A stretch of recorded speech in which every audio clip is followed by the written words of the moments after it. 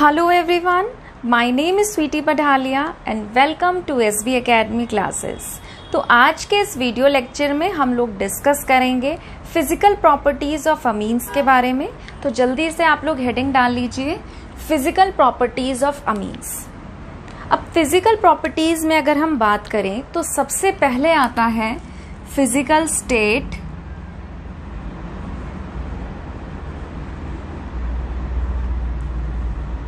Colour and order. ठीक है, अब देखिए अगर हम बात करें physical state, colour and order की, तो सबसे पहले तो ये चीज है कि जो भी प्योर अमीन्स होते हैं, ठीक है, वो कलरलेस होते हैं। प्योर अमीन्स कैसे होते हैं? कलरलेस होते हैं।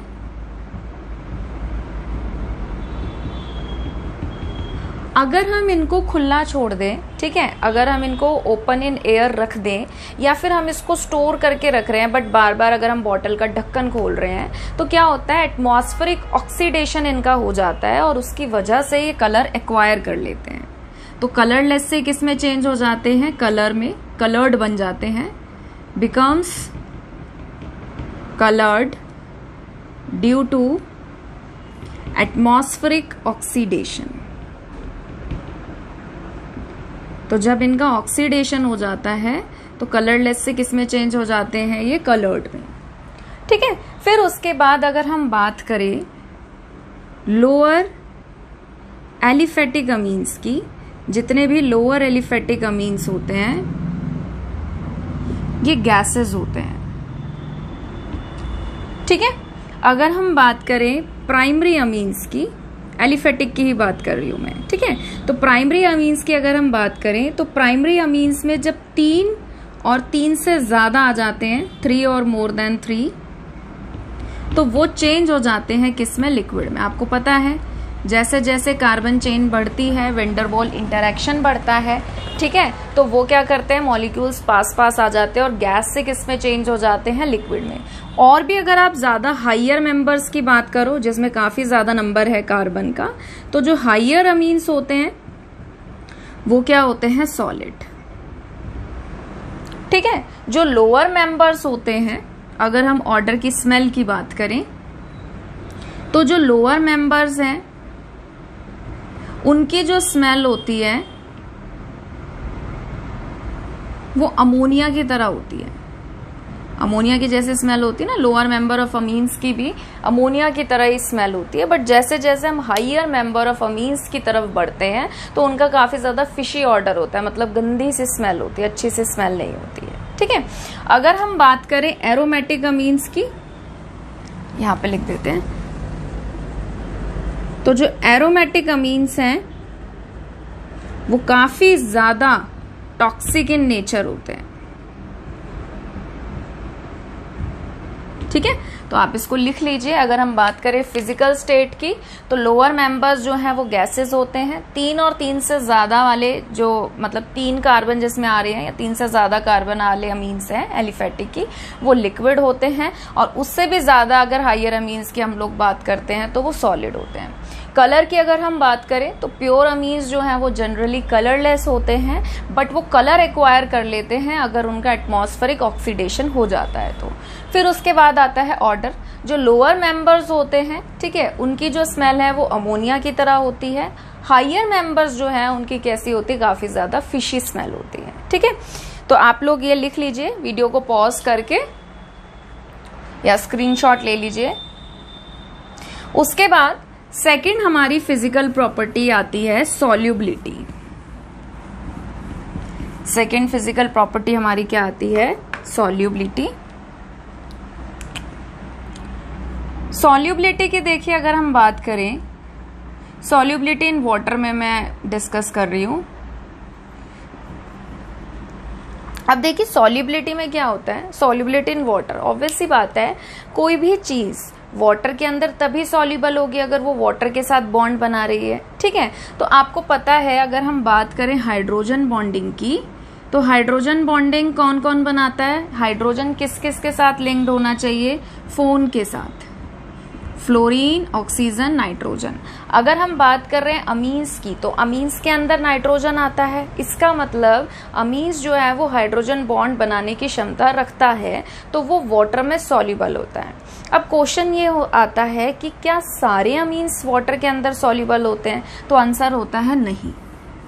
जो भी हमारे पास लोअर मेंबर्स होते हैं अमीन्स के, सिर्फ वही क्या होते हैं? सॉल्युबल होते हैं वाटर में, soluble in water due to hydrogen bonding. जैसे जैसे हम लोअर से हायर मेंबर की तरफ प्रोसीड करते हैं, जैसे जैसे हायर मेंबर की तरफ जाएंगे तो क्या होगा? अमीन्स में जो आर ग्रुप है वो बढ़ता चला जाता है ना। ये क्या होता है? हमारा हाइड्रोफोबिक पार्ट। तो जैसे जैसे हम हायर मेंबर्स की तरफ प्रोसीड करते हैं तो आर ग्रुप हमारा बल्कि होता चला जाता है, और वो क्या करता है? दिक्कत पैदा करता है हाइड्रोजन बॉन्ड बनाने में। ठीक है, तो ये क्या करता है? Causes steric hindrance, causes steric hindrance in hydrogen bonding. तो हाइड्रोजन बॉन्डिंग बनाने में क्या करता है? दिक्कत पैदा करता है। तो जैसे जैसे हम हायर मेंबर की बात करते हैं तो उनकी सॉल्युबिलिटी कम होती चली जाती है। Solubility decreases with the increase in hydrophobic part. ठीक है, तो जनरली जो लोअर मेंबर्स हैं अमीन्स के, वो वाटर में सॉल्युबल होते हैं क्योंकि वो हाइड्रोजन बॉन्ड बनाने की क्षमता रखते हैं वाटर के साथ। फिर जैसे जैसे हम हायर मेंबर की तरफ प्रोसीड करते हैं तो जैसे जैसे हायर मेंबर्स में हाइड्रोफोबिक पार्ट बढ़ता चला जाता है तो वो स्टेरिक हिंड्रेंस कॉज करता है हाइड्रोजन बॉन्डिंग में। इसीलिए जैसे जितना ज्यादा हम हायर मेंबर की बात करेंगे उतना ज्यादा उसकी सॉल्युबिलिटी कम होती चली जाती है with the increase in hydrophobic part, क्योंकि वो क्या करेगा? ऑब्वियस सी बात है, जब दिक्कत पैदा करेगा, हाइड्रोजन बॉन्ड ही नहीं बनने देगा, तो अमीन्स वाटर में सॉल्युबल होगा कैसे? ठीक है, अब अगर मैं आपसे पूछूं कि बताइए एरोमेटिक अमीन्स जो हैं, क्या एरोमेटिक अमीन्स वाटर में सॉल्युबल होते हैं? बताइए। तो ये सीधा सीधा इस पे डिपेंड करेगा कि whether they are capable for hydrogen bonding और नॉट। क्या वो हाइड्रोजन बॉन्ड वाटर के साथ बनाने में कैपेबल होते हैं, सक्षम होते हैं? तो आंसर है नहीं। तो जो भी हमारे एरोमेटिक अमीन्स होते हैं वो वाटर में सॉल्युबल नहीं होते, नॉट सॉल्युबल इन वाटर।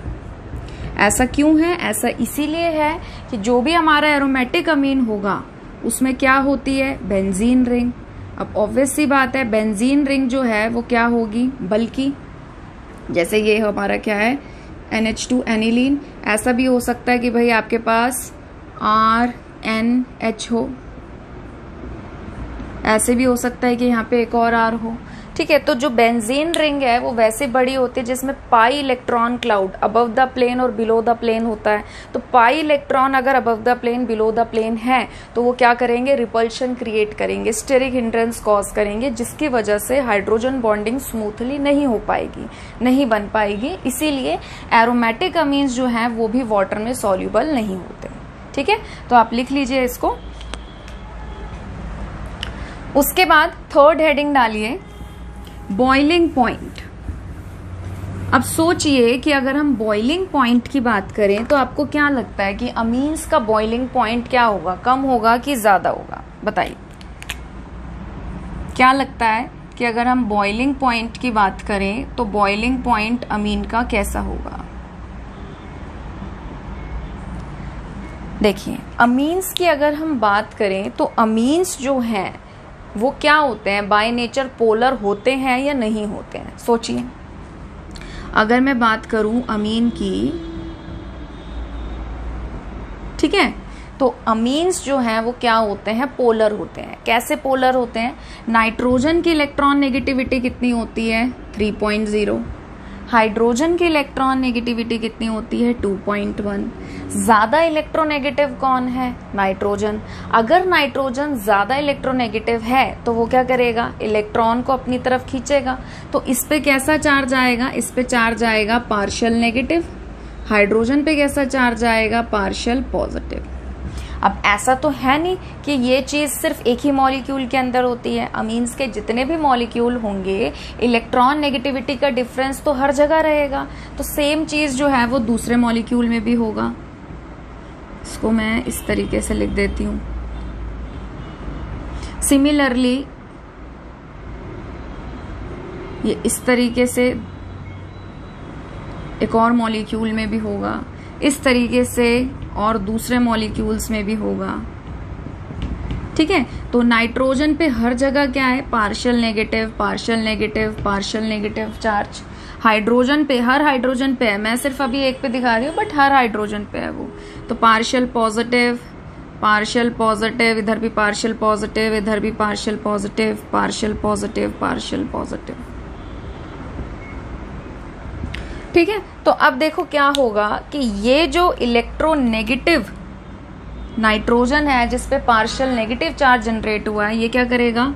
इसके साथ क्या बनाएगा? Hydrogen bonding.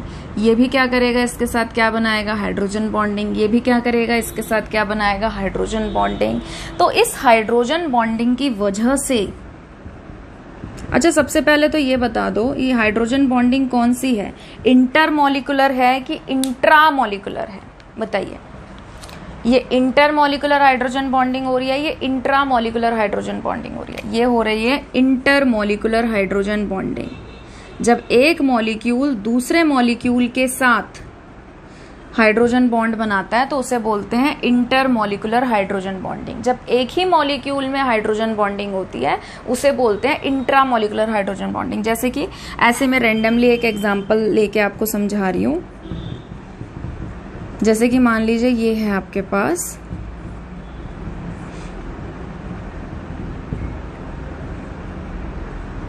ऑक्सीजन ज्यादा इलेक्ट्रोनेगेटिव होता है हाइड्रोजन से, तो ऑक्सीजन पे पार्शियल नेगेटिव, हाइड्रोजन पे पार्शियल पॉजिटिव। तो ये पॉजिटिव क्या करेगा? इस नेगेटिव को अट्रैक्ट करेगा। तो यहाँ पे विद इन द मॉलिक्यूल हो गई, तो इसका नाम क्या होता है? इंट्रामॉलिक्यूलर। और जहां पे एक मॉलिक्यूल दूसरे मॉलिक्यूल के साथ हाइड्रोजन बॉन्ड बनाता है उसे हम क्या कहते हैं? इंटरमॉलिक्यूलर। तो अभी फिलहाल हम अमीन्स की बात कर रहे हैं। ठीक है, तो अमीन्स में कैसी होती है? इंटरमॉलिक्यूलर हाइड्रोजन बॉन्डिंग होती है।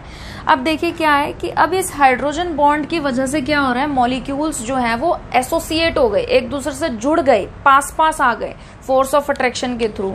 तो यानी कि इनका बॉइलिंग पॉइंट जो है वो भी क्या हो जाएगा? ज्यादा। आपको ज्यादा टेम्परेचर देना पड़ेगा उसको बॉइल करने के लिए, पहली बात। अब आप मुझे ये बताइए कि अगर मैं आपसे कंपैरिजन करवाऊं कि बच्चों बताओ प्राइमरी अमीन, सेकेंडरी अमीन और टर्शरी अमीन, किसका बॉइलिंग पॉइंट ज्यादा होगा और किसका बॉइलिंग पॉइंट कम होगा? बताइए। बॉइलिंग पॉइंट सीधा सीधा इस पे डिपेंड कर रहा है कि मॉलिक्यूल आपस में कितना जुड़ रहे हैं। जितना जुड़ेंगे, जितना एसोसिएट होंगे, उतना ही ज्यादा बॉइलिंग पॉइंट होता है। अब ये जो इनकी बॉन्डिंग है वो किस पे डिपेंड कर रही है? वो इस पे डिपेंड कर रही है कि हाइड्रोजन एटम कहाँ है। हाइड्रोजन बॉन्डिंग जो है वो हाइड्रोजन एटम ही तो बनाएगा, कोई दूसरा एटम तो बनाएगा नहीं। ठीक है, तो हाइड्रोजन एटम जो है जितने ज्यादा होंगे उतनी ज्यादा हाइड्रोजन बॉन्डिंग बनेगी और उतना ही ज्यादा मॉलिक्यूल एसोसिएट होंगे, जुड़ेंगे और बॉइलिंग पॉइंट उतना ही ज्यादा शो करेंगे। तो प्राइमरी, सेकेंडरी और टर्शरी में से आप मुझे बताइए कि आपको क्या लगता है कि किसका बॉइलिंग पॉइंट ज्यादा होगा? ऑब्वियस सी बात है, किसका होगा? प्राइमरी अमीन का, फिर किसका होगा? सेकेंडरी का, और फिर किसका होगा? टर्शरी का। प्राइमरी अमीन में हमारे पास कितने होते हैं? हाइड्रोजन 2। सेकेंडरी में हमारे पास कितने होते हैं? हाइड्रोजन 1। और टर्शरी में हमारे पास कितने हाइड्रोजन होते हैं? एक भी नहीं। ठीक है, तो ज्यादा हाइड्रोजन होने की वजह से ज्यादा हाइड्रोजन बॉन्डिंग होगी, ज्यादा मॉलिक्यूल्स आपस में जोड़ेगा ये हाइड्रोजन बॉन्ड के थ्रू और ज्यादा बॉइलिंग पॉइंट शो करेगा। तो प्राइमरी का सबसे ज्यादा, फिर सेकेंडरी का, फिर टर्शरी का। इतनी बात क्लियर है सभी को? ठीक है।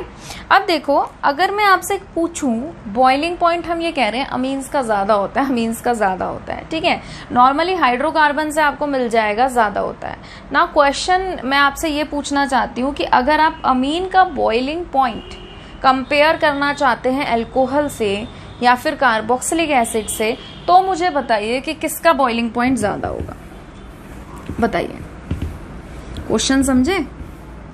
क्वेश्चन ये है कि जैसे अगर हम अमीन की बात करते हैं तो अमीन में क्या होता है, RNH2। अगर मान लो हम बात कर रहे हैं किसकी, अल्कोहल की या फिर कार्बोक्सिलिक एसिड की, तो उसमें हमारे पास क्या होता है, OH। इसमें भी, अमीन में भी मैं डायरेक्ट ऐसे लिख देती हूँ, क्या होता है, NH। तो आपको क्या लगता है कि किसका बॉइलिंग पॉइंट ज्यादा होगा, अमीन्स वाले का होगा कि अल्कोहल कार्बोक्सिलिक एसिड वाले का होगा, और क्यों? सोचिए। जो बॉइलिंग पॉइंट है वो किसका ज्यादा होगा, अल्कोहल का या फिर कार्बोक्सिलिक एसिड का। किससे कंपेयर कर रहे हो, अमीन से। ऐसा क्यों? नाइट्रोजन की इलेक्ट्रॉन नेगेटिविटी होती है 3.03, ठीक है। हाइड्रोजन की होती है 2.1।